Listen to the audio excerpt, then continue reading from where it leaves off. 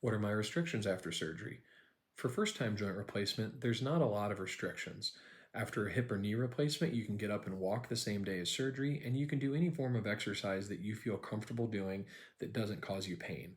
I do ask you to let pain be your guide and not force yourself into a position that's too uncomfortable without the supervision of your therapist. For a shoulder replacement that's done for the first time, the only restrictions you have after surgery are that you're to use a sling for the first 3 weeks before you begin your therapy, after which point you can start doing anything that you feel up to and that your therapists feel that you're safe and ready to do. The one caveat to this is there is no running or jumping for the first 6 months after a hip or knee replacement because we need to allow those implants to heal and fuse to your bone before we do heavy impacting activities. In general, revision joint replacement has the same set of restrictions as primary joint replacement, but if we find something intraoperatively that we need to manage, we'll tell you specifically after that surgery if your restrictions are different.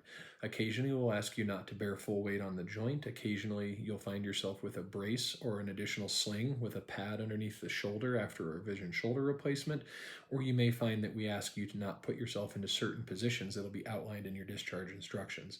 Otherwise, a revision joint replacement proceeds just like a primary joint replacement, and you're able to get up and walk and be as active as you can using pain and letting pain be your guide.